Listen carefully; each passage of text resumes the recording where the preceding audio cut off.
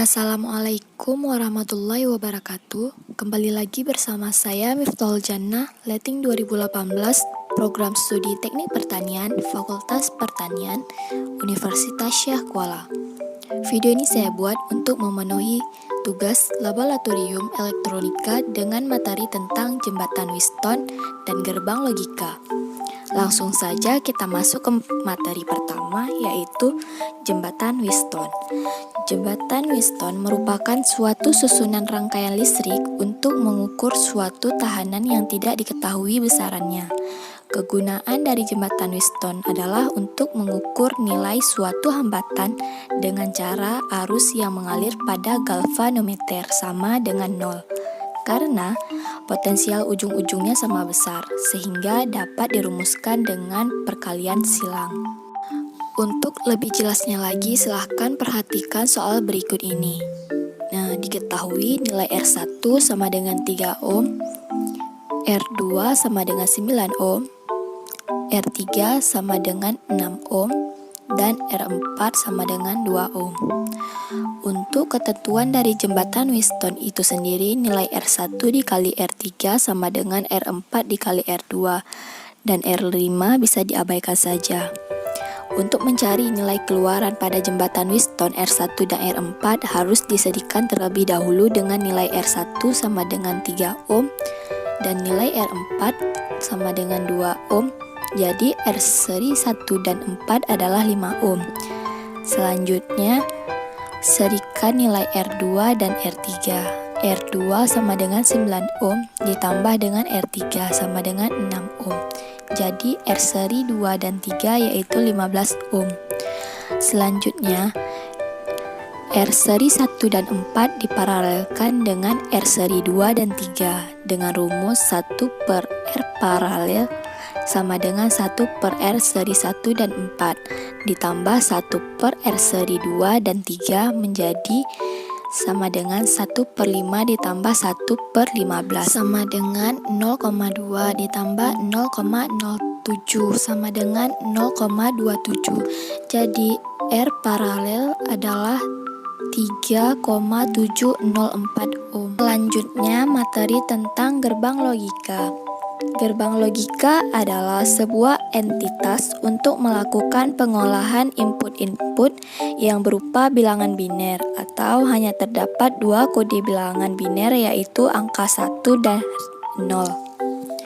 Dengan menggunakan teori matematika Boolean, sehingga dihasilkan sebuah sinyal output yang dapat digunakan untuk proses berikutnya. Kemudian adanya jenis-jenis gerbang logika, simbol, dan tabel kebenarannya. Yang pertama, gerbang AND. Apabila salah satu input merupakan bilangan biner atau berlogika 0, maka output akan menjadi 0. Sedangkan jika semua input adalah bilangan biner atau berlogika 1, maka outputnya berlogika 1. Kedua, gerbang OR.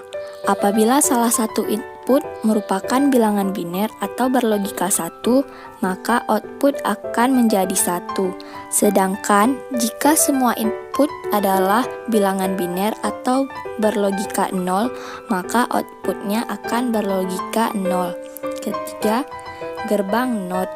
Fungsi gerbang NOT adalah sebagai pembalik nilai output akan berlawanan dengan inputnya. 4. Gerbang NAND. Apabila salah satu input bilangan biner berlogika 0, maka outputnya akan berlogika 1. Sedangkan jika semua input adalah bilangan biner atau berlogika 1, maka output akan berlogika 0. 5. Gerbang NOR. Apabila salah satu input bilangan biner atau berlogika 1, maka outputnya akan berlogika 0. Sedangkan jika semua input adalah bilangan atau berlogika 0, maka outputnya akan berlogika 1. 6. Gerbang XOR. Apabila input berbeda, contoh input A sama dengan 1, input B sama dengan 0, maka output akan berlogika 1. Sedangkan jika input adalah sama, maka output akan berlogika 0. 7. Gerbang XNOR. Apabila input berbeda, contoh input A sama dengan 1, input B sama dengan 0, maka output akan berlogika 0. Sedangkan jika input adalah sama, maka output akan berlogika 1. Untuk lebih jelasnya lagi, kita lihat contoh soal.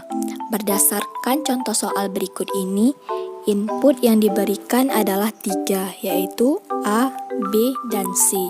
Sedangkan output yang akan dicari yaitu D. Untuk mencari hasil, kita harus memperhatikan gerbang apa yang akan dilalui oleh masukan atau input. Yang pertama, masukan A bertemu dengan gerbang NOT yang dinamakan ketentuan gerbang NOT ini. Apabila masukannya 1, maka keluarannya 0. Apabila masukannya 0, maka keluarannya 1.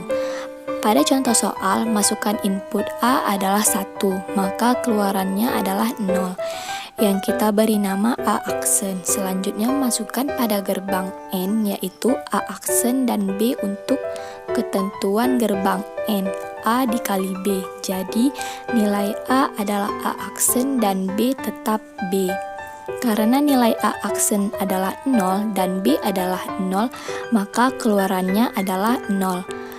Untuk input C, gerbang dilalui adalah NOT dengan inputnya 0, maka inputnya adalah 1.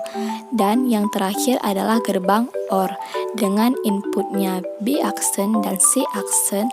Ketentuan gerbang OR yaitu A ditambah B dengan nilai A adalah B aksen yaitu 0 dan B adalah C aksen yaitu 1.